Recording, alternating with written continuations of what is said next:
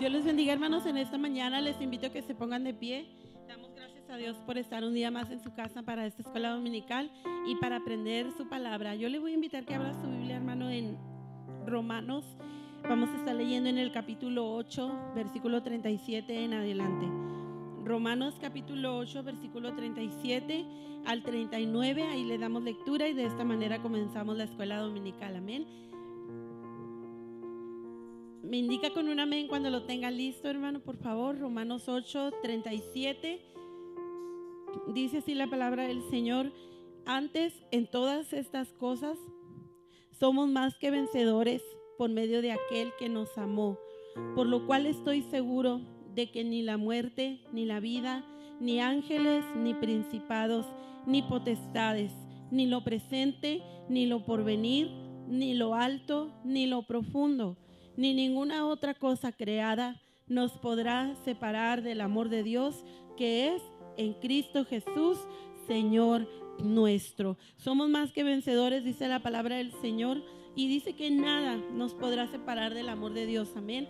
Vamos a darle gracias al Señor en esta mañana por esta escuela dominical. Te damos gracias, Señor, en esta mañana por la bendición que nos das de estar un día más, Señor, en tu casa para aprender tu palabra, para venir, Señor, y escuchar, mi Dios, esta clase, esta enseñanza.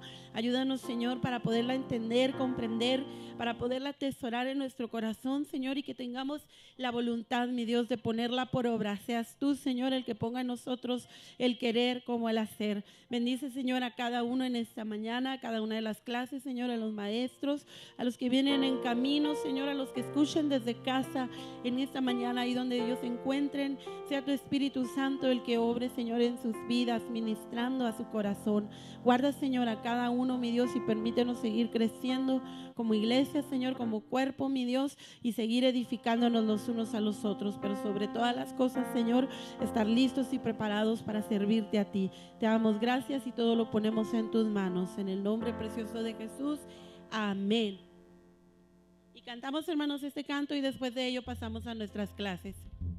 Jehová está en medio de ti, poderoso, poderoso. Él salvará, se gozará sobre ti con alegría y callará de amor. Se gozará sobre ti con cánticos. Jehová está en medio de ti, poderoso, poderoso, poderosísimo, poderosísimo, poderosísimo, poderosísimo, poderosísimo, poderosísimo.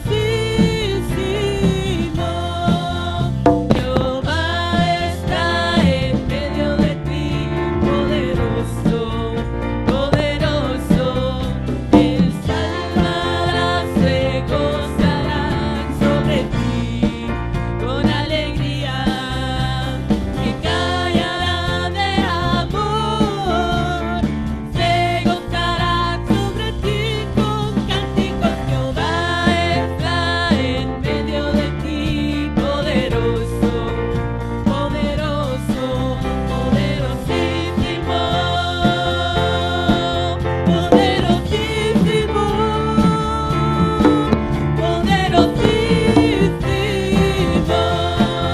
poderosísimo, poderosísimo, poderosísimo.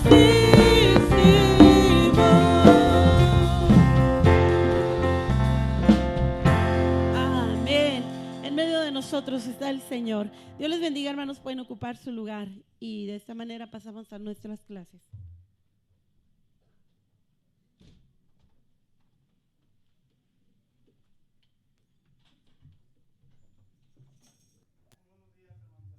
¿Cómo están, hermanos? Qué bueno, gracias a Dios. Qué bueno que estamos aquí en la casa de Dios. Ya se viene el calor, hermanos, oficialmente. ¿Lo siente o no lo siente? No, sí se siente, ¿verdad? Hace 2 domingos, hermanos, que no nos veíamos aquí en la Dominical. La buena oportunidad para ver si repasaron el capítulo 6, ¿verdad? ¿Cómo ven? Sí, hermanos. Bien, así que vamos a hacer la pregunta de los 64,000, hermanos. Dijo alguien por ahí las 64,000 bendiciones. ¿Quién leyó el capítulo 6 del segundo libro de Samuel? Levante su mano, hermanos. Bien, muchas gracias. ¿Y los demás, hermanos? También en su corazón, en su espíritu. ¿Leyeron otro? El 7, mire qué adelantados. Bien, esta semana, hermanos, vamos a estar viendo la tercera parte. Hasta donde yo recuerdo, estudiando, ya vimos la primera parte, que fue el capítulo 6, cuando David tiene el buen deseo en su corazón traer el arca y se da cuenta que está en la casa de un hombre. Y la semana pasada veíamos precisamente que cuando David se da cuenta que muere Usa, este personaje, David comprende que para poder inclusive cumplir los mandatos de Dios decíamos que no son negociables, no son dados a flexibilidad, sino que las instrucciones de Dios ya están establecidas. Hay una palabra que le llaman muchas de las veces discreción. Y esta palabra, hermanos, yo me he dado cuenta que en la vida es muy común que las personas solemos vivir bajo la discreción y queremos traer esa palabra a la iglesia, cuando nos damos cuenta que esa palabra en el cristianismo en realidad no existe, hermanos. Nosotros la creamos, nosotros la inventamos, nosotros pensamos que está bien, pero nos damos cuenta, conforme a la historia del segundo libro de Samuel, que en realidad nada puede reemplazar lo que ya Dios establece, ya está establecido y como tal, así se debe de acatar.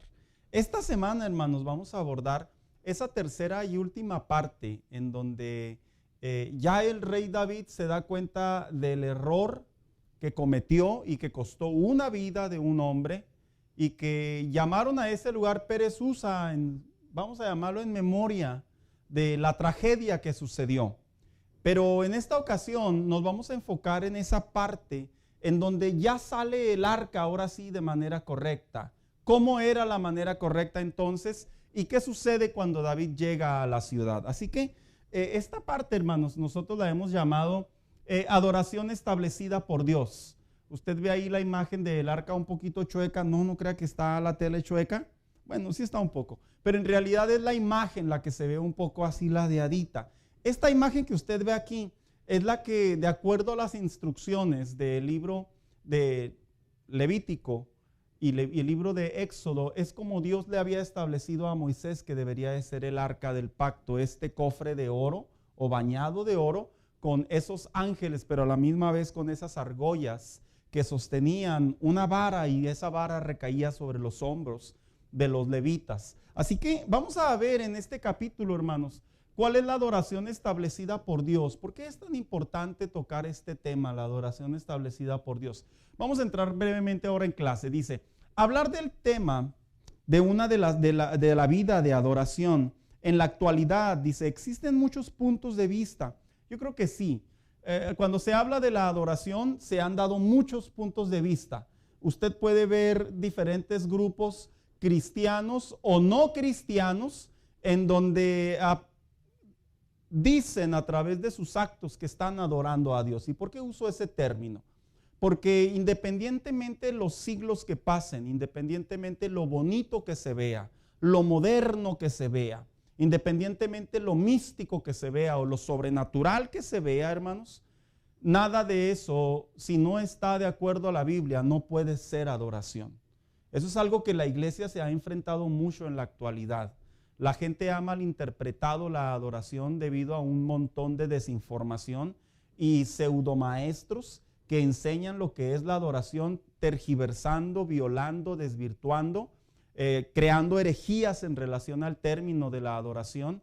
Y esto no es nada más y nada menos que una causa de Satanás, porque Satanás de acuerdo a la Biblia, como ese personaje que estaba en el cielo a través del nombre de Luzbel en aquellos tiempos. Él era el encargado de la adoración. Así que cuando se habla de la adoración que se ha tergiversado, se ha desvirtuado y que en muchas de las ocasiones viene directamente desde una perspectiva satánica o diabólica, algo que debemos de aprender es que este personaje sí ha hecho mucho impacto dentro de la iglesia cristiana inclusive, de tal manera que a la falta de información, a la falta de orden, muchos cristianos han sido víctimas de este tema y creen que adoran a Dios de manera correcta, pero la realidad es que no. Así que, aun cuando este tema es muy vasto, hermanos, vamos a tratar de acapararlo en esta parte de la historia. Y dice, algunos argumentan nuevas revelaciones entregadas por Dios. Sí es cierto, hay personas que dicen, a mí Dios me ha revelado cuál es la manera de adorar en estos tiempos. En realidad, desde el momento que ya usan ese término, ya es antibíblico, porque en realidad Dios ya no ha vuelto a revelar nada. Toda la revelación está en las Escrituras, y la manera en la que ellos creen que se adoran, si no está de acuerdo a la palabra de Dios, es meramente invención de hombres. Por eso cuando vemos esas personas que dicen, a mí Dios me reveló, espérate, la adoración ya está estipulada en la Biblia. Y por ende ya tenemos el entendimiento y la palabra guiada por el Espíritu Santo y los hombres de Dios. ¿Cuál es la manera de adorar? 2, dice aquí, entregadas por Dios, dice, una manera actual o libre de toda religiosidad. Yo me he dado cuenta también que este ha sido otro argumento muy sólido, hermanos, que está pegándole mucho a la iglesia en el tema de la adoración. Ahora se adora a Dios de manera más moderna. Y la palabra moderna tiene que ver con algo actual o algo nuevo. Y esto es interesante porque he visto un montón de videos y mis 30 años en el Evangelio me respaldan, y me gusta usar esa palabra para que no se, la gente, si alguien no me conoce, no hablo por hablar, sé lo que estoy hablando. Me ha tocado ver en la actualidad cómo se crean nuevas maneras de adorar a Dios y dicen, esta vez no es una manera religiosa. Y de hecho, si usted presta atención a las plataformas, a las redes sociales, a los medios digitales, se está atacando mucho el título y el nombre de religión. La religión es un asco, la religión es una basura. Lo he escuchado de personas, no de pastores precisamente, porque los pastores sabemos que la palabra religión viene del latín religar y es totalmente bíblica y significa volver el hombre a Dios. La palabra religión está en la palabra de Dios en el Nuevo Testamento y el apóstol Santiago se lo recordó a la iglesia de Jerusalén. Pero un montón de personas de influencia, principalmente musical, y uno que otro que se siente apóstol y serafín y querubín, yo me he dado cuenta que dicen que la religión es una basura y que Dios revela nuevas maneras de adorar. Esta es la manera correcta. Y hablan de ciertos modernismos. Miren, hermanos, escuchen lo que les voy a decir. Toda la manera de adorar a Dios es muy básica. No hay nada fuera de lo racional. Y todas las maneras que hoy inventan, sinceramente, hermanos, las adecúan del mundo para la iglesia. Y eso es algo a lo cual la iglesia debe de tener mucha cautela. Por eso es que creo que la adoración también está siendo fuertemente atacada desde la perspectiva modernidad. Siguiente, dice, una adoración bajo un esquema judío. Yo me he dado cuenta que hay también iglesias, hermanos, que el tema de la adoración lo han judaizado. Así como que para adorar a Dios usted tiene que hacer ciertos movimientos corporales. Debe de usar un talmud, debe de comprar un cuerno, debe de agarrar, y le empiezan a hacer un montón de cosas que el mismo apóstol Pablo a la iglesia de Galacia le dijo, ya no estamos en esos tiempos. Dijo el apóstol Pablo a la iglesia de Galacia, no pueden volver a la ley. Cuando la gente agarra un chofar, un carnero y todas esas cosas, hermanos, sinceramente no son necesarias dentro de la iglesia, no son antibíblicas, pero no son necesarias porque no son de nuestras prácticas. Esas los judíos sí las ocupan los ortodoxos en su adoración, pero me he dado cuenta que el problema ha sido que muchas iglesias han adoptado este medio como si fuera el único legítimo para adorar a Dios. Eso es incorrecto, porque esa es la adoración que Dios le estableció a los judíos. Cuando nace la iglesia del Nuevo Testamento, dejó claramente el apóstol Pablo, con todo lo que está en el Antiguo Testamento, incluyéndolo, que la adoración a Dios es básicamente la misma. El problema radica que ahora la gente cree que si no se adora a Dios trayendo una cosa aquí sobre sus lomos, si no se adora a Dios saltando en ciertos movimientos, ya tú no estás adorando. Eso es incorrecto. Y siguiente, dice aquí, ¿verdad? A manera de introducción. Dice, sin embargo, dejando a otros llevarse por el Espíritu les indique. Esto también es muy interesante, porque hoy en día se ve una adoración en base a lo que el Espíritu les guía. Y aquí preguntan, ¿verdad? ¿Cuál Espíritu? Sí es cierto, porque me ha tocado ver personas que dicen, a mí el Espíritu me está diciendo, hasta se agarran aquí como si trajeran el tercer ojo. Y empiezan a decir un montón de cosas, hermanos, que son antibíblicas, que lo que lo hacen provienen de un esquema místico, misterioso, como para llamar la atención a través de la morbosidad, a través de lo desconocido. Hermanos, en ningún momento Dios se le escondió al hombre. En ningún momento. Todos los hombres usaban el sentido común de parte de Dios y seguramente por instrucción de Dios desde los tiempos iniciales, en el caso de Caín y Abel, cuál es la manera de acercarse a Dios desde la perspectiva de adoración. Así que todas esas personas que vamos a adorar a Dios y tráeme tus problemas y los vamos a clavar sobre una cruz y vamos a extender nuestras manos y parece como que les vamos a mandar el ki, ¿verdad? Hermanos, sinceramente son un montón de cosas que son antibíblicas, no están en la palabra de Dios, inclusive muchas de ellas provienen del paganismo. Y lo que proviene del paganismo dentro del cristianismo es considerado prácticamente herejía. Entonces, el Hijo de Dios, Dios sí le habló genuinamente, legítimamente, de qué manera el hombre debe de adorar a Dios. Que los paganos, los extranjeros, los dioses ajenos tuvieran sus prácticas, es entre ellos y el paganismo, pero no debería de venirse a la casa de Dios. Entonces dice, tiene una raíz, la adoración tiene una raíz, una instrucción, pero también tiene sus prohibiciones. Fíjese que Dios también le habló al hombre que había prohibiciones en la adoración. ¿Por qué habrá sido, hermanos? Porque los seres humanos somos muy dados a cruzar la raya, ¿verdad? Oiga, le voy a poner un ejemplo. A aquellos que han salido por ahí de viaje, ¿verdad? Y hay una barrera ahí y hay un voladero. ¿Se han ido a esos lugares, hermanos? Y hay unos barrotes, ¿verdad? De acero. Y luego le dice el guía, no se acerque más de la raya, por favor. ¿Y qué es lo primero que hacemos? Porque el hombre tiene la tendencia siempre de cruzar la raya. Y Dios, desde el Antiguo Testamento y sobre la revelación del Nuevo Testamento, le dejó claro al hombre, hay prohibiciones inclusive dentro de la adoración. En pocas palabras, no todo lo que tú le llamas adoración es adoración.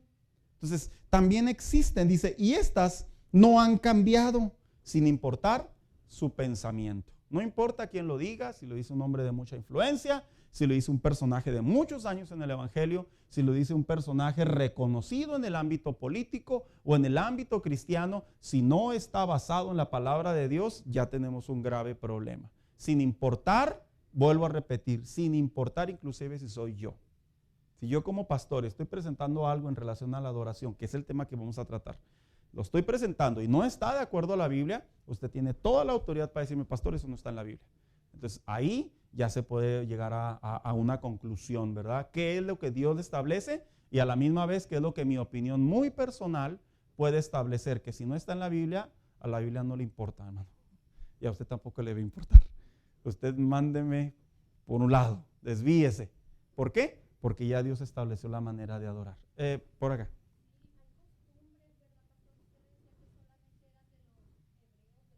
Sí.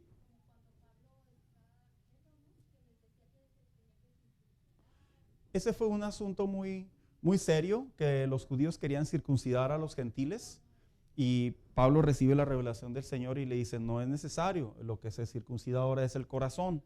Entonces básicamente los judíos se siguen circuncidando, sí, hermanos. Ellos ya lo adoptaron como parte de su cultura y de acuerdo a su ley, pero en relación a la vida cristiana, nosotros seguimos la cultura, más bien dicho, desde una perspectiva espiritual y moral, pero no meramente ritualista. Si no, imagínense, todos los hombres nos circuncidaríamos, hermanos. Zafo, diría alguien por ahí, ¿verdad? Circuncídese usted, pastor. ¿O qué? ¿Nos circuncidamos todos, hermanos?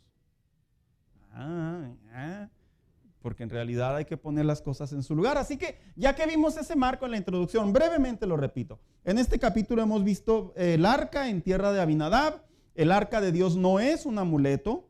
El arca debe estar en Jerusalén. Instrucciones, propósito y cómo será movida. ¿Por qué muere Usa? David, desconcertado. David llama a los sacerdotes a transportar el arca y el arca se queda en la casa de Abinadab y posteriormente en la casa de Obed-edom. De ahí es de donde David ahora sí correctamente la toma. Así que vamos a ver la parte histórica, hermanos. Esfuerzos nuevamente por transportar el arca. Ya que una vez David en su corazón se entristeció, se molestó, se disgustó, se lamentó por la muerte de Usa, entiende David que el arca no es un objeto cualquiera, sino que tiene que ser transportada de acuerdo a la ley mosaica. Para lo que hace, manda llamar a los sacerdotes y dice, una vez que les ha informado el rey, que les ha informado al rey David, que el arca está en la casa de Obed-edom y había sido bendecida por causa del arca, David nuevamente hace un esfuerzo por llevarla a Jerusalén. A lo que en esta ocasión el arca era transportada con gran celebración. ¿Se fija la diferencia que hay entre la primera ocasión que transportaban el arca a la segunda ocasión? ¿Qué cambio ve?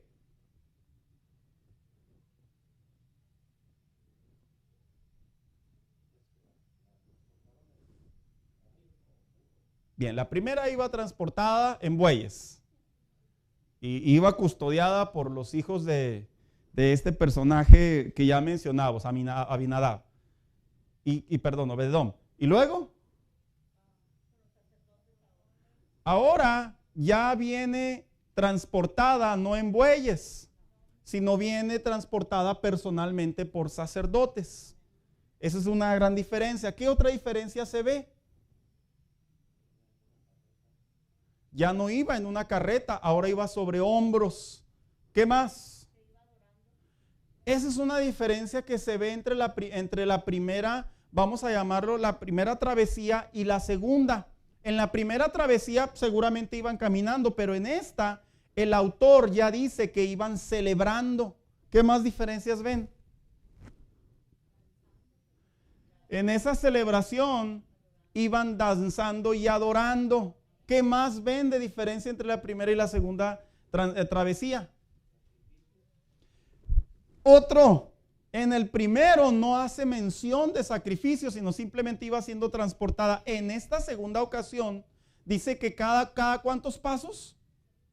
Literal, hermanos, cada 6 pasos. Y luego, ¿qué cree? Dicen algunos, hermanos, que en realidad eran 2 pasos para enfrente y 1 para atrás. Está pesado, ¿verdad? Esa es una suposición de algunos estudiosos. Y luego dice que cada 6 pasos que daban se hacía un sacrificio. Hermano, ¿se ha puesto a pensar el derramamiento de sangre que había ahí? Que ahorita vamos a entrar por qué. Hermana Carrera. Ok, todo eso incluía la celebración. Ahora había jubileo. ¿Qué más? Se les está pasando un detalle del personaje principal de esta historia. David iba con vestidura sacerdotal. ¡Ah, caray! ¿Podía David traer vestiduras sacerdotales? Dice que llevaba un efod, prácticamente una vestimenta. Ahorita vamos a entrar en ello. Entonces, ya que vimos esas diferencias, hermanos, veamos ahora qué sucedió en estas 2 ocasiones. Dice aquí, David nuevamente hace un esfuerzo de llevarla a Jerusalén, a lo que en esta ocasión es transportada en el arca con gran celebración. Cada 6 pasos que los hombres daban, David sacrificaba un toro y un ternero engordado. ¿Cuántos animales no iban ahí, verdad, hermanos? Dice, y David danzaba con todas sus fuerzas. Esto es algo que el autor quiere remarcar. Con todas sus fuerzas, en otras palabras, con pasión. Pero ahora vestido con una vestidura sacerdotal. Mientras todo el pueblo entre gritos de alegría y toques de cuernos de carnero. Yo quiero imaginarme, hermano, que esta segunda travesía fue totalmente que todos se enteraran. Iba el arca de Dios con nosotros. Y como iba el arca de Dios con nosotros, tenemos que expresar lo que es adorar a Dios. Entonces, ahora que pasa esto, seguimos con la parte. Dice, el arca era transportada correctamente. David explica a los sacerdotes que la primera ocasión el arca no fue transportada de manera correcta, dice Primera de Crónicas 15:13. A lo que vemos algunos cambios en esta ocasión. 1. Los sacerdotes se santificaron. ¿Por qué es tan importante que en la adoración los sacerdotes se santificaran? En primer lugar, ¿en qué consistía la santificación? La santificación, de acuerdo a Éxodo, básicamente era que ellos no debían de llegar a sus esposas, no tenían que tener intimidad. 2, no tenían que más. No tenían que tocar nada inmundo. Se tenían que purificar, bien bañados, pero también ¿qué? Tenían que lavar sus vestiduras. Y tenían que hacer un sacrificio de perdón. Todo esto lo tenían que hacer por el hecho de transportar el arca. En otras palabras, para poder adorar a Dios, esto es lo que tenían que hacer ellos. Esto es un marco, hermanos, por así llamarlo. Esto es un marco que nos enseña de qué manera el hombre debe de adorar a Dios. Mire, dice, sus cuerpos y sus vestidos de acuerdo a la ley de Moisés, la cual había sido perpetuamente la instrucción. En otras palabras, nunca iba a cambiar esta manera de transportar el arca. Nunca iba a cambiar esta manera de llegar a un momento de adoración. Hermanos, esto tiene una enseñanza, una lección para nosotros como cristianos. Es de común saber que cuando las personas adoran a Dios dentro de la iglesia, a veces vienen agarrados del chongo. Y así entran. Y así le cantan. Y así le alaban. Pregunta seria. ¿Usted cree que eso está bien? No. Pero como lo hemos culturizado, lo hemos hecho cultura, desafortunadamente, ¿qué cree? No sentimos ningún cambio. Otro. Hay cristianos, hermanos. Yo tengo que hacer las aplicaciones correctas de cómo se transportaba el arca y cómo es que Dios quiere que a nosotros adoremos. Que cuando vienen a la iglesia o van a adorar a Dios, hermanos, ¿qué cree? Vienen de cometer un pecado, un pecadote, un pecadillo. Y a veces ya ven esto como un asunto, bueno, pues todos pecamos. Y entran a la iglesia como si nada. Pues al cabo aquí está el Señor, aquí está el gozo del Señor. ¿Verdad? Hermanos, la adoración es un asunto muy serio. La adoración es un asunto reverencial.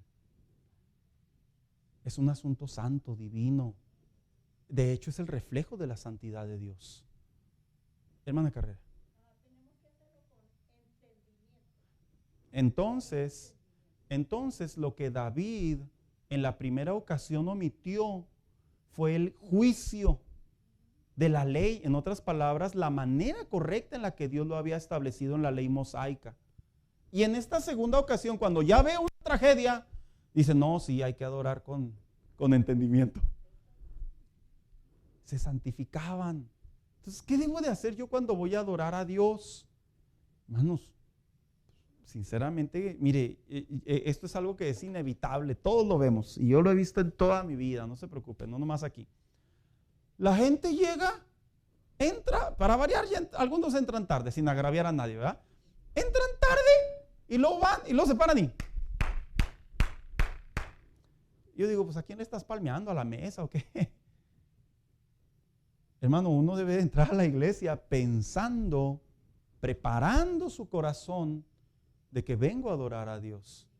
Y si cometí algún pecado, si tuve un encontronazo con alguien, si vengo con algún tipo de necesidad que ha dañado mi corazón, no te preocupes, Dios no te dice quédate afuera. Dios te dice acércate, purifícate, pidamos perdón, arrepintámonos del pecado que cometimos. Señor, ¿sabes qué, Señor? Perdóname, yo sé que vengo a adorarte y qué condiciones vengo. Dijo el salmista David, ¿verdad? ¿Cómo me presentaré delante de Jehová? Con manos limpias. Y luego comenzar a adorar a Dios.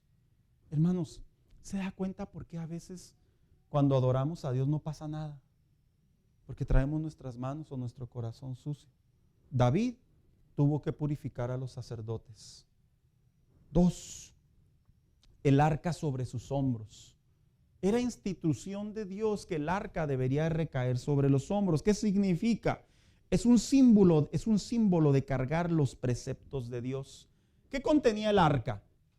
La ley, la presencia de Dios, pero ¿qué había dentro del arca? los 10 mandamientos. En otras palabras, cuando los sacerdotes los cargaban, era una manera de decir, sobre mí pongo tus mandamientos. En otras palabras, yo dependo de ellos, yo estoy para ellos.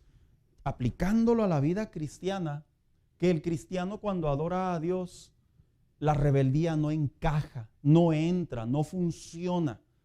Lo que funciona es estar contentos de saber que como hijos de Dios nos deleitamos en estar en la palabra de Dios. Eso, hermano, eso es uno de los asuntos, yo creo que más complejos en la actualidad entre muchos cristianos. Comprender que toda la palabra de Dios es para nosotros. Y Dios les dijo sobre los hombros. Quiero que se imagine la adoración a los dioses paganos. Ya ve, yo quiero creer que sí sabían los sacerdotes cómo se adoraban a los dioses paganos, hermano. Yo sí quiero creer. Hasta además dicen por acá. Yo imagino que decían, fíjate, y los de Dagón vienen a todo dar, lo echan en una carrucha, en una cosa con 4 llantas de madera, y ya nomás van latigando al animal y nosotros en los hombros. ¿Qué dirían por ahí los sacerdotes? ¿Verdad? ¿Qué? Moisés no dejó una excepción. Es que aun cuando la adoración aparente simple o facilidad para otros dioses paganos, hermanos, para nosotros tiene que ver con un corazón que se quiebra delante de Dios y que está sobre sus hombros. 3, solo los levitas. Instrucción específica de parte de Dios. Mire, hermano, es bien sano decirle a las personas que cuando una persona quiere adorar a Dios, yo me he dado cuenta que hoy en día algunas iglesias, lo tengo que mencionar así, algunas iglesias no tienen el cuidado de decirle a las personas que no cualquiera puede adorar a Dios. Ah, caray, ¿no cualquiera? No. La adoración a Dios, a Cristo, al Espíritu Santo, a Jehová, la adoración a Dios, hermanos, bíblicamente hablando, solo recae sobre los hijos de Dios. Bíblicamente. Y yo me doy cuenta que hoy en día entran personas a nuestras iglesias y muchas de las veces los dirigentes les hacen pensar que porque ya entraron, ya pueden adorar a Dios. ¡Qué doloroso! Pero eso no es bíblico.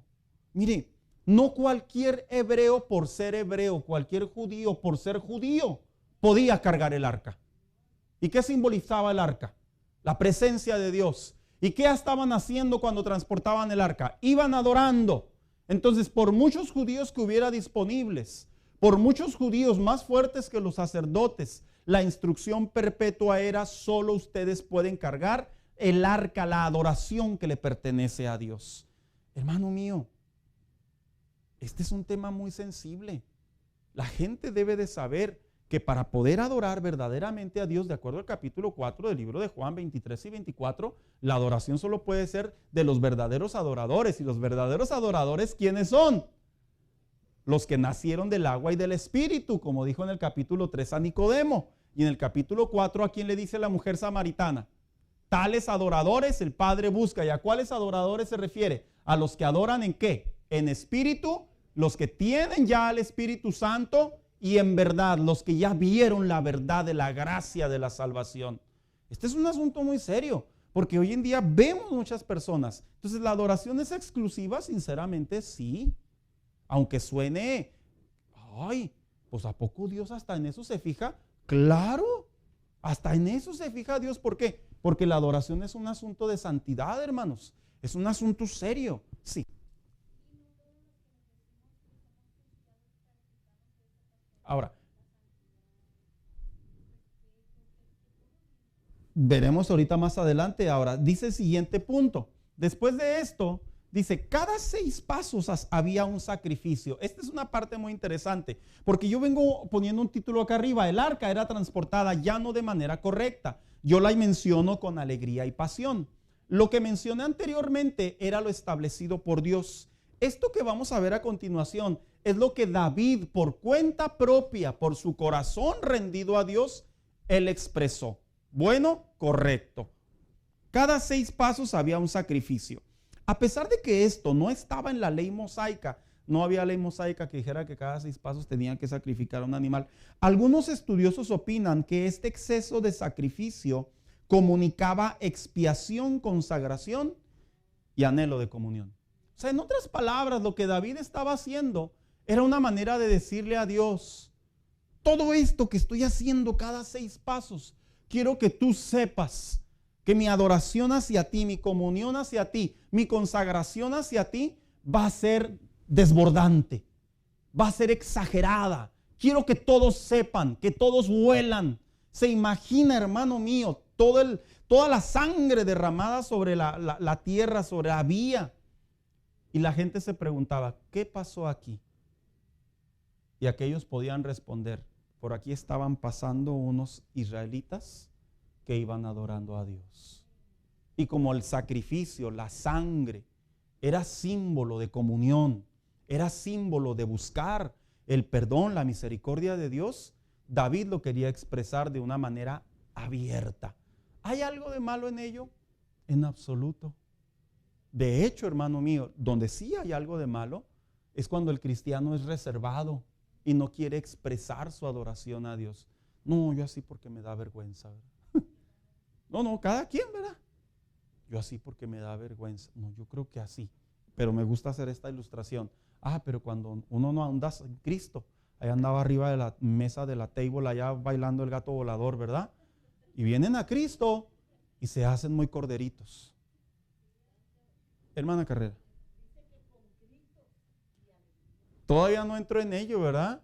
En realidad estamos en esa parte donde iban una exageración de sacrificios. David danzaba con toda su fuerza.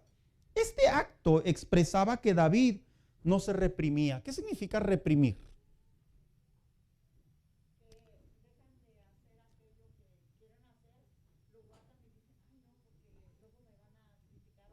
Reprimir es abstenerse por lo que la gente diga.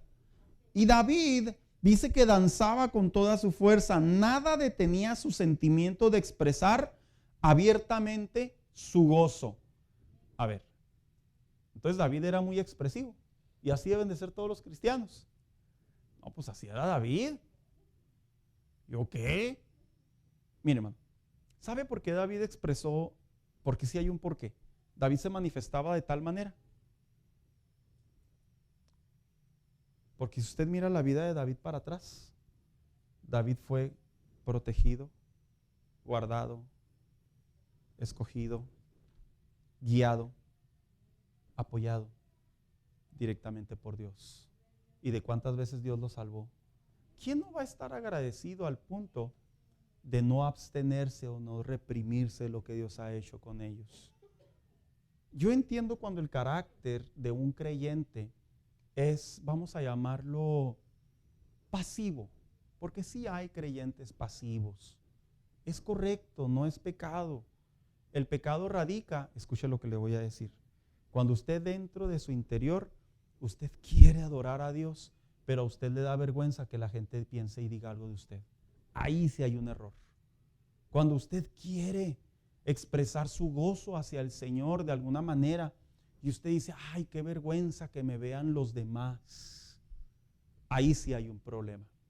Cuando usted en su interior puede sentir las ganas de gritar un aleluya, un gloria, es una expresión de alabanza al Señor. ¿Y qué cree? Como todo buen mexicano, nos da vergüenza. David, cuando dice la Biblia que danzaba, yo voy a dejar esto bien en claro. ¿Sabe cómo era la danza de los hebreos en aquellos tiempos, hermanos? Porque sí hay historia. Los hebreos prácticamente daban vueltas en círculo. Por eso es que está remolineando. Esa era una manera de danzar. Y cuando se trata el asunto de la danza en la actualidad, ¿verdad? Está un poquito desvirtuado, porque hoy vemos, más bien dicho, a veces movimientos eróticos o movimientos peligrosos, o movimientos diabólicos o movimientos paganistas o movimientos carnales, más que muestren una expresión de alegría. Hermana. Movimientos que traemos del mundo, de lo que nosotros practicamos. Y eso es algo que se está introduciendo y que A eso es a lo que me refiero yo. La manera en la que sí bíblicamente ya está establecido que el Hijo de Dios se debe de cuidar. Entonces, ¿la danza es bíblica? Sí, sí es bíblica. Nomás tenga cuidado cuando diga que yo traigo ganas de danzar en el espíritu, porque yo nunca en mi vida he visto un espíritu danzar. Así que tenga mucho cuidado con ese término. ¿La danza es bíblica? Sí, es una expresión de gozo y de alegría. Si lo hace o no lo hace, no hay Biblia para condenarlo. En absoluto. Pero la Biblia sí nos habla de actuar en entendimiento y en orden. Betty. La palabra consagración significa dedicación, que era solo para Dios, solo única y exclusivamente para Dios. Como cuando el hombre se casa con la mujer, se consagra para ella, ¿verdad? O para él, dependiendo. A eso se refiere la consagración. Entonces dice el siguiente, David vestido con un efod de lino. Esta ropa significa que dejó sus prendas reales para celebrar esta procesión. ¿Sabía usted que lo que hizo David? Esa fue la causa de la molestia de Mical. A ver, ¿cómo vestía un rey? Con ropas caras, ropas únicas, ropas que no usaba cualquier persona. ¿Y qué cree que hizo David? Se las quitó y se puso un efod de lino. Y dicen que los efodes de linos, hermanos, eran como pequeñas prendas que les llegaban hasta aquí, como un chaleco, obviamente sin mangas, que era único, exclusivo para los sacerdotes. Y la pregunta de muchas personas es, ¿por qué se puso un efod David de lino? No había nada de malo. ¿Sabe por qué? Porque él, en calidad de rey, en la procesión de llevar el arca hacia Jerusalén, hacia la ciudad de David, él lo hacía en señal de que también se incorporaba a la adoración que representaba para Dios. En otras palabras, el arca no es transportada por los levitas, los sacerdotes, y el rey en su supremacía va caminando con ellos. Lo que estaba haciendo David es decirle, yo de la misma manera como ustedes, soy igual a ustedes, yo no soy más que ustedes, soy un adorador igual que ustedes. En otras palabras, hermano mío, cuando se trata de adorar a Dios, nadie es más que nadie. Nadie es más que nadie. No, es que... ¿Cuántos recuerdan? Yo sé que lo que voy a decir es algo que se vio muchos años atrás. ¿Cuántos recuerdan cuando había esas confraternidades, hermanos? Y me río. Y estaban los pastores en la primera fila y luego bien serios así. ¿Sí se acuerdan, hermanos? Así. Ellos así. La alabanza y ellos así. La adoración y ellos así. La predicación y ellos así. La administración y ellos así. Yo estaba joven y yo decía, ¿por qué? Y luego me decían de repente a las personas que son pastores. Y son pastores. Hoy en día yo entiendo que mi adoración a Dios, aquí yo no vengo en calidad de pastor a adorar a Dios. Dios me tiene como un mensajero, como un representante de Él, pero yo soy un adorador igual que los demás. Y esto era una manera en la que David comprendía que él era igual que los demás. Hermano, no importa el estatus económico, no importa la posición académica, no importa la influencia que tengamos, desde el momento que entramos por esa puerta, todos somos adoradores. Hay una historia en los tiempos del siglo XVIII. Leí esta historia de Carlos Spurgeon. Él cuenta en una anécdota que en una ocasión un hombre entraba a la iglesia y cuando la gente lo vio, la gente lo comenzó a observar al punto que observaban más a la persona que había entrado que lo que estaba sucediendo en la iglesia. ¿Por qué? Porque el hombre que había entrado pertenecía a la realeza. Y el asunto está que este hombre en la realeza, dentro de la realeza, conoció del cristianismo. Y él, cuando fue escalando poco a poco, nunca abandonó el cristianismo. Y él regularmente entraba a las iglesias y entraba a adorar a Dios. Y la gente prestaba más atención lo que él hacía que lo que estaba sucediendo adentro de él. Y la gente se preguntaba, mira, el político adorando a Dios. Se sorprendían. al punto que tuvo que pedirle la palabra al pastor y el pastor le da la palabra y él le dice, yo no vengo a representar la corona, aquí yo vengo a representar a un adorador para Dios. Hermanos, esto hace mención de la importancia que cuando se trata de adorar a Dios, nosotros todos somos iguales. Es por eso que David lo hizo. Y siguiente, todos aclamaban a sonido de trompeta. La adoración iba conjugada, ahora sí como ahorita nos compartía la hermana Carrera, con gritos de júbilo, pero también iba conjugada con instrumentos. Y dice aquí, como el líder seguramente motivó a la procesión a alabar a Yahvé por la naturaleza de lo sucedido, traer nuevamente el arca. ¿Quién cree que estaba creando o era el líder principal de todo lo que estaba sucediendo? Pues David.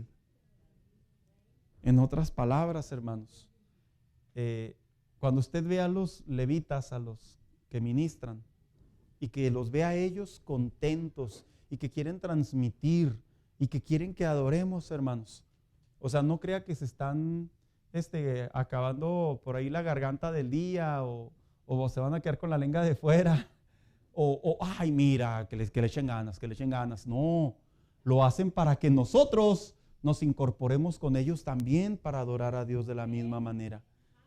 Y yo creo que algo que experimentan mucho los levitas, y esto es algo de todos los años, no crea que es aquí nomás, de todos los años.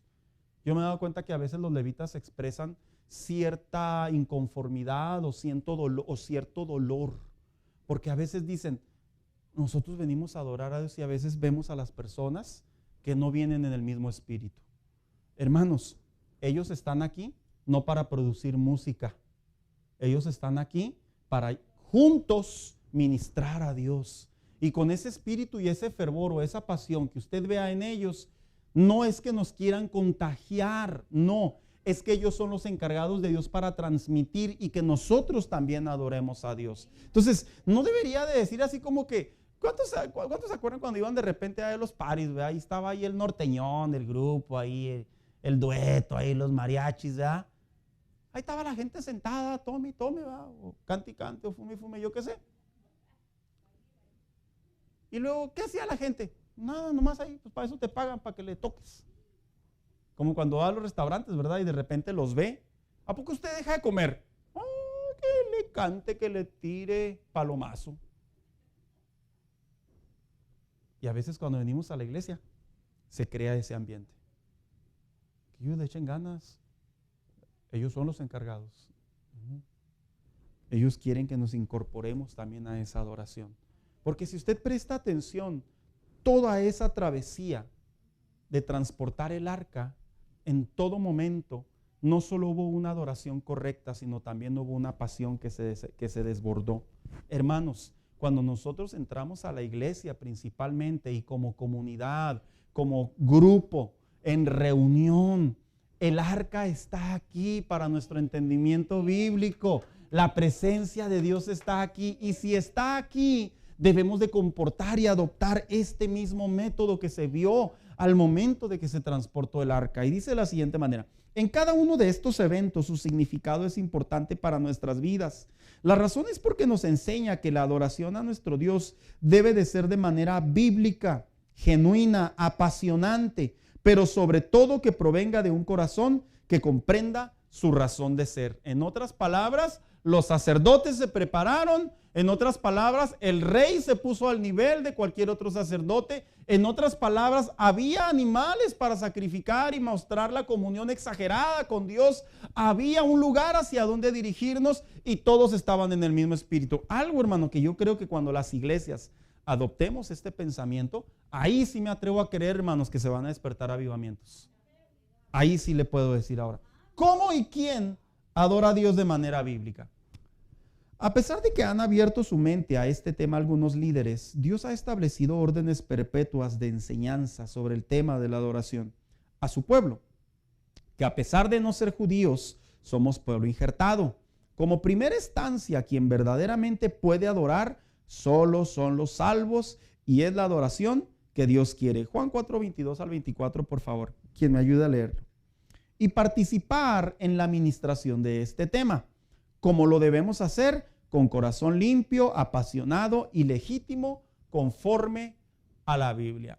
A ver, ¿quién lo tiene por ahí? Juan 4, 22 al 24. Por favor.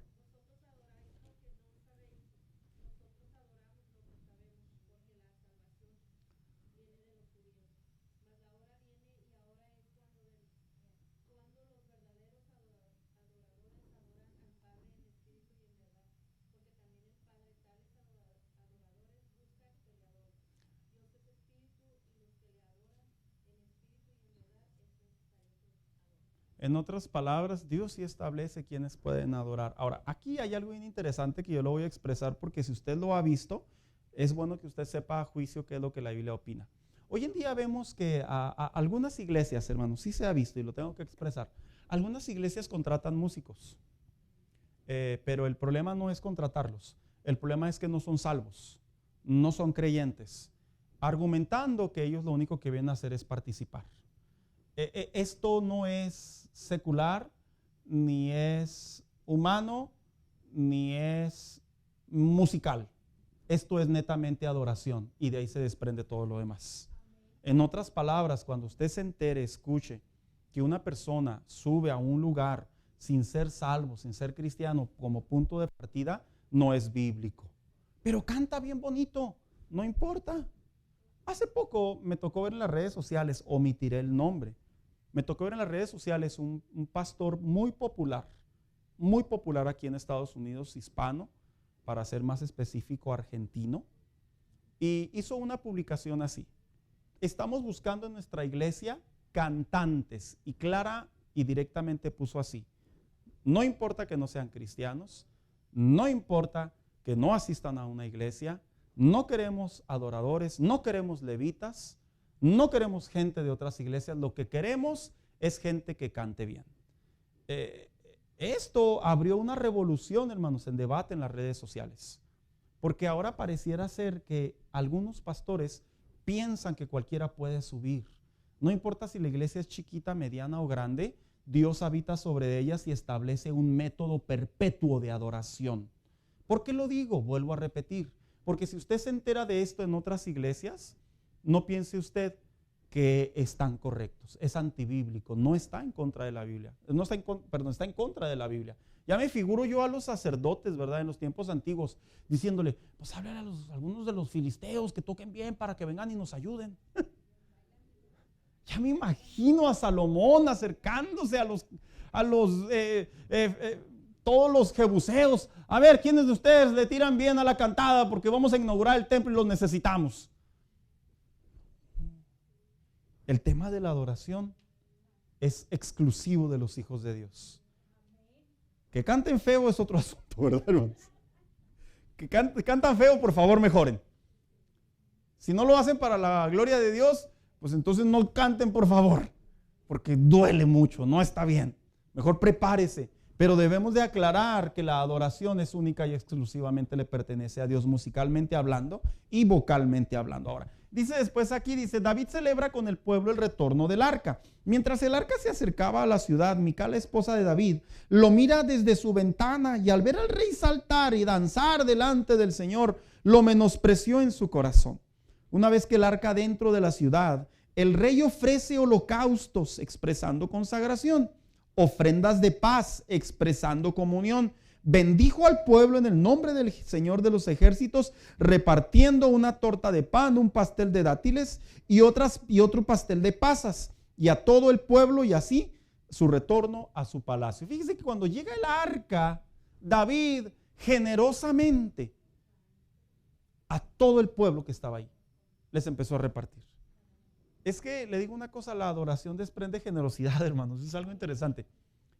Yo quiero figurar que David entra, este es el panorama, se abren las puertas de la ciudad y luego va el arca y van un montón de sacerdotes y va otro montón de ejército, porque acuérdense que se fueron varios, y luego posteriormente enfrente de ellos, liderado por el rey, pero vestido con un efod de lino. Y luego lo ve la esposa desde la ventana, va, ¿qué estás haciendo? ¿Dónde dejaste el glamour? ¿dónde dejaste tus mantos? Y dice la Biblia que desde su ventana lo menosprecia. Esta es una acción muy interesante porque vemos a David, que David no solo expresó adoración en el transcurso del viaje, sino que David también inclusive dentro de la ciudad se seguía comportando como un adorador. Oiga, como le pasa a muchos cristianos, se van a eventos, a congresos, así lugares así, nice, ¿verdad? Conciertos, inclusive. No, allá son unos adoradores fogosos y levantan manos. ¡Oh! Y luego vienen a sus iglesias. ¿Sí? Hermanos, ¿estoy diciendo la verdad o estoy mintiendo? Ya. No, pues es que como aquí no sale humo, ni hay luces, y no está el guitarrista así, aquí, y no están las multitudes, y no está alguien allá abajo vestido a la moda y diciendo, gloria a Dios a los miles que están aquí. ¿No sienten el mismo fervor? David no hizo diferencia. No la hizo. Aprendamos de este adorador. Él adoraba, dice un dicho, ¿verdad? Mexicano, que el que es buen gallo, ¿en dónde qué? ¿Qué dice? Donde quiera canta. Entonces, no debe de haber diferencia en el corazón del creyente. Mical lo despreció. Ahora, ¿qué sucedió aquí? Dice, Mical mira con desprecio al rey. ¿Cuál fue la inconformidad de Mical? Bueno, la inconformidad de Mical fue precisamente que el rey no traía sus vestiduras de realeza. Unas versiones expresó que el rey había quedado descubierto delante de las criadas de sus siervos. Este texto bíblico es muy utilizado por gente necia que dice que cuando la Biblia dice quedó descubierto, dicen que estaba desnudo. No, lo que quiere decir es que había quedado descubierto del simbolismo de su realeza. A eso se refiere la Biblia. Y por eso dice, ¿cómo puede ser que permites que las criadas y las siervas te vean con un efod de lino? Sin embargo, su correcta interpretación es que se había despojado de sus ropas reales, símbolo de realeza, y verlo danzar. Un rey no debe de danzar. Un rey no puede adorar y rebajarse de esa manera. Él es rey. Como los predicadores, hermanos, que cuando están acá arriba, olvídese, son unas fieras, llenos de fe.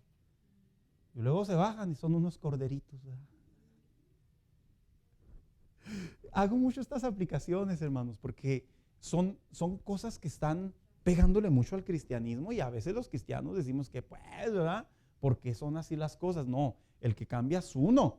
La Biblia nos deja en claro, como decía al inicio de la clase, que si yo quiero expresar adoración y compartir adoración desde arriba, abajo debo de ser la misma persona. Entonces, no importa si soy pastor, líder, músico, levita, predicador, no importa el papel que desempeñe dentro de la iglesia, al entrar todos somos adoradores. Sin embargo, dice, ya expresé eso, dice, no lo consideraba apropiado para un rey, ya que estas procesiones eran generalmente dirigidas por los sacerdotes y las mujeres que solían danzar. En aquellas procesiones, hermanos, se contrataban mujeres danzoras.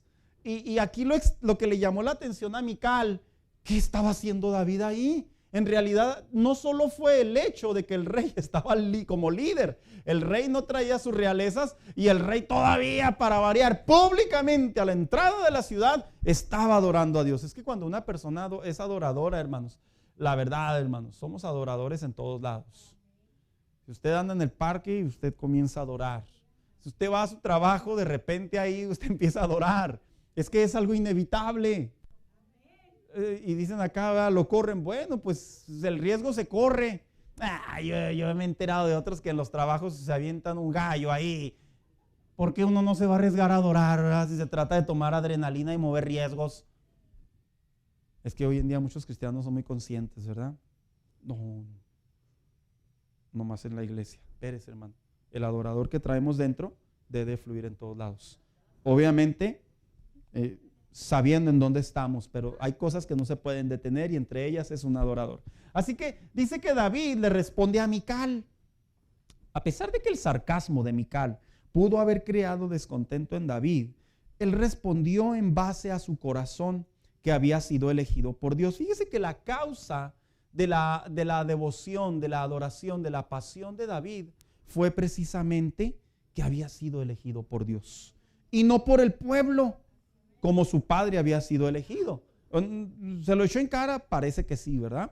Y por esta causa danzaría delante de Jehová, una expresión de alabanza y de adoración, y que lo volvería a hacer, ya que no lo había hecho por ella, sino por Jehová.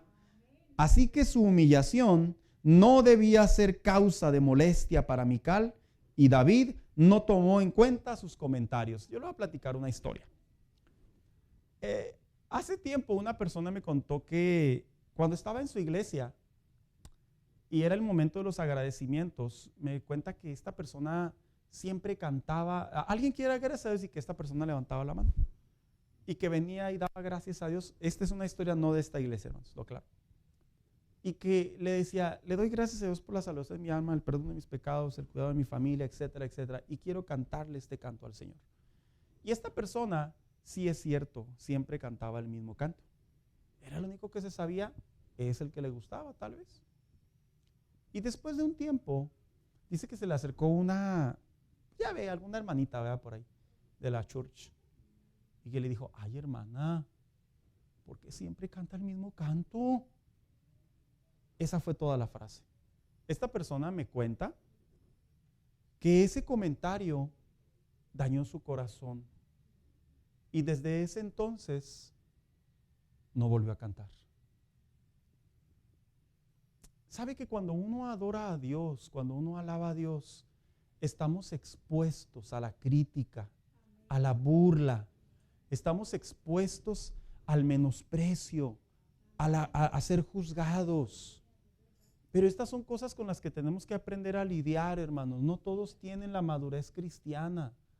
Como cuando de repente la gente, ya ve, cuando la gente ovejea, ¿verdad? Así uso ese término yo. Se acaba el culto y le echan al que tocó la batería, le echan al que tocó el piano. ¿Viste al hermano? Nomás estaba así. Le echan a la que cantó, al que cantó. Hermano, esto, yo fui oveja. Se lo aclaro. Yo no era así y que me parta un rayo. Pero estamos expuestos al menosprecio, al juicio por adorar a Dios. Y si tú te enteras que te tienen un apodo, porque también les ponen apodos. Ay, pastor, sí, hermano. Le falta barrio. Amundánese para que lo acepten en ese club. Y si usted se entera, que le entre por una y le salga por la otra, por favor. Y no solo a los músicos, también a los hermanos de la iglesia. Mira, la hermana nomás se la mantiene diciendo aleluya. Déjela. Mira, la hermana nomás salta. Déjela que salte, se va a cansar. Y si usted se entera que le tienen un apodo, no se agüite. Dígale como le dijo David a Mical. ¿Y qué crees? Me haré más vil todavía por causa del Señor. Entonces, hermanos, yo creo que son cosas que se lidian en el momento de la adoración. Y que a pesar de que me faltaron estas dos razones para adorar y alabar a Dios y una adoración bíblica, yo les recomiendo que las descarguen en su aplicación, porque esta que está aquí son solo algunas de las maneras en las que bíblicamente se debe de adorar a Dios, independientemente de lo que veamos en la actualidad. Póngase de pie en esta mañana. Ande, yo cómo me acuerdo cuando era joven, hermanos. No digo que ya no soy joven, ¿verdad? Pero cómo me acuerdo. Los chavos en su inexperiencia, en su inmadurez, en su locura, en su loquera. Eran bien tremendotes. Tremendotes que eran. Y yo les decía, no hagas eso. Sí.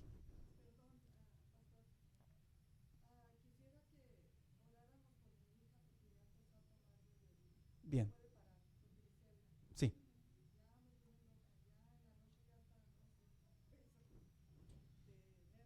Claro que sí. Vamos a orar también, vamos a incluir en esta oración a su hija Griselda. Vamos a orar, hermanos, en esta hora. Padre, en esta